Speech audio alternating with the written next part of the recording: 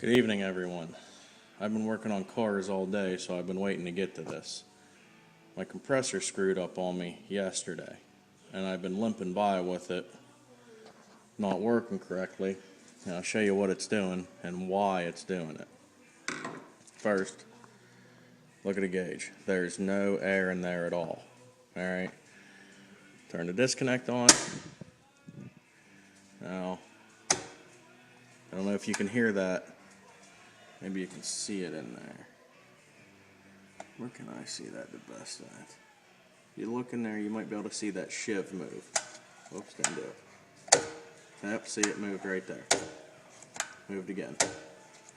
It's trying to come on, but it won't come on. And let's show you why here. Let me shut this off first.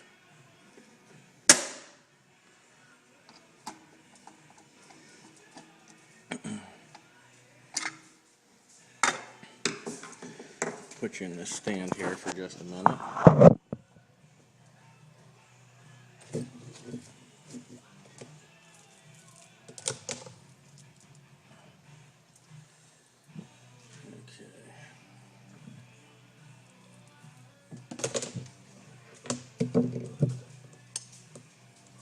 Turn the power on here.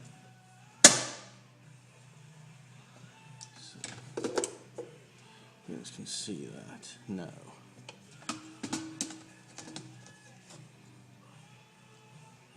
Maybe just be better off if I hold it. Alright. Now, whoops, finger in the way. I'm going to put my meter leads in here.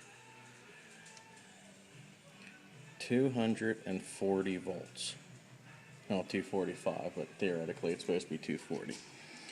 Now if you look in there, right there you can see those contacts are open. So what I'll do is I'll turn the compressor on to where it's supposed to come on and show you that they're closed.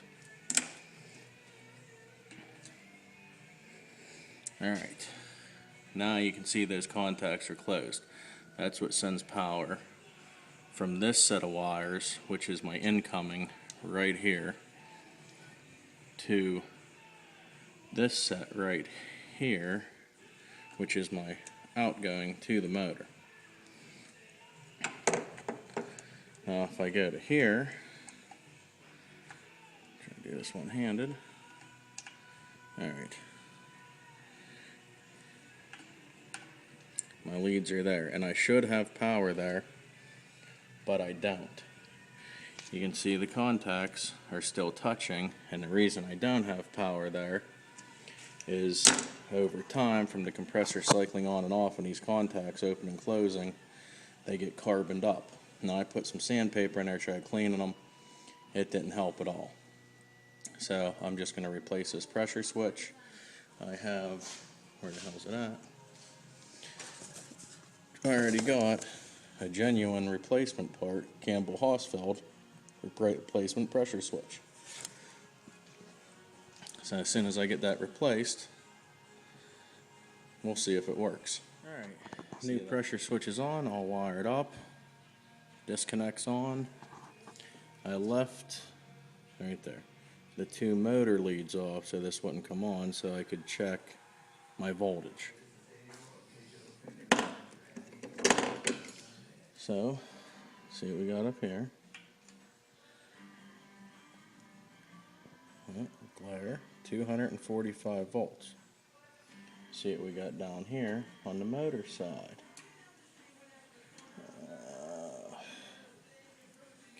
245 volts. So that means this should work. Let's shut the disconnect off.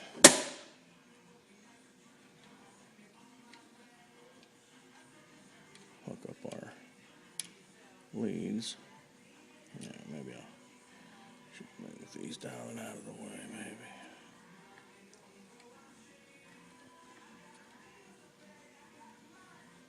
Okay.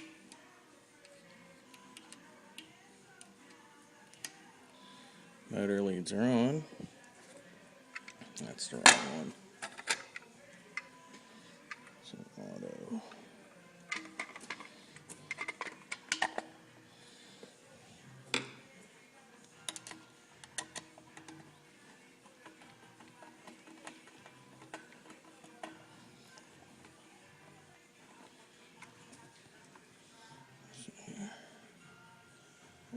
Looks good.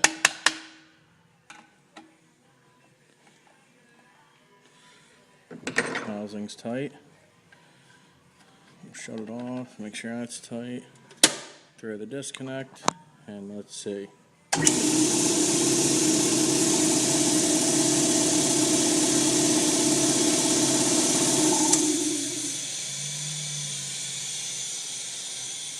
Oh, and I forgot to shut that.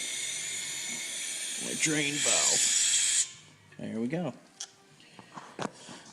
Now, just remember, if you don't have a good working knowledge of electricity, don't do this yourself, because that's 240 volts coming in at 50 amps.